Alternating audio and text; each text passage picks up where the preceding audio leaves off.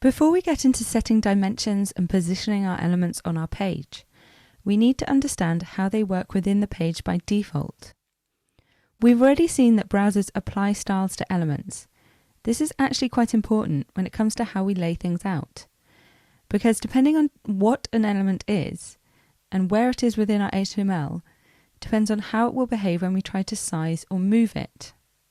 Elements come with default display types. These are as per the specifications of the element itself, and so browsers by and large implement it the same way.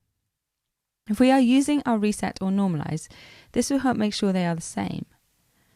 Let's check our HTML to see what display types are for certain elements.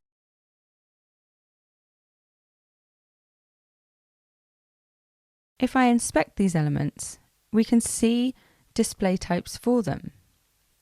So if I look at this paragraph here and check below where the styles are, it says display block. If I hover over it in the inspect here, this paragraph, we have a blue box showing the space that they take up on the page. The display type for our sectioning elements like article, header, paragraph, footer are all display block.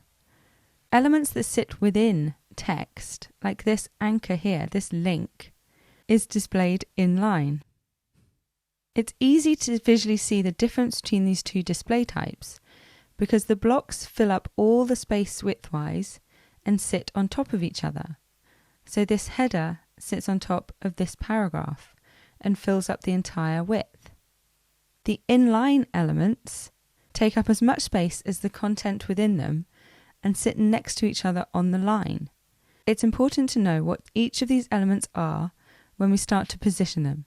So if you're unsure, just have a look with DevTools. There are other display types too. If we look at the list below here and look at the LI,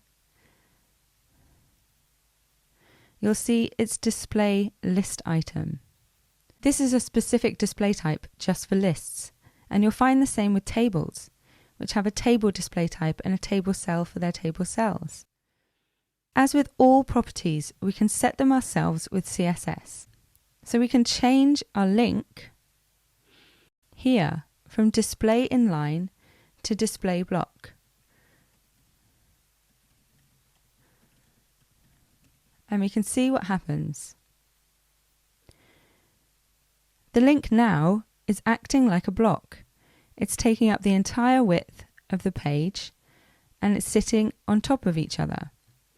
So the text above it is sitting above it and the text below is sitting below it, and it's taking up the full width.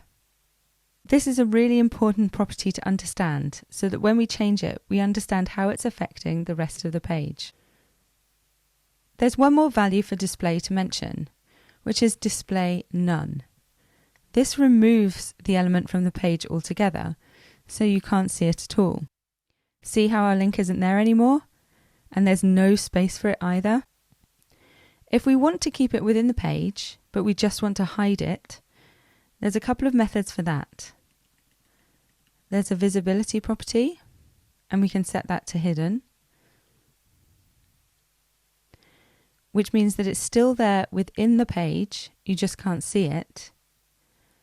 Or more commonly these days, we would set the opacity to 0, which means it's completely see-through. This is more widely used because it's animatable. Let's move on to see how these display types affect other properties in CSS.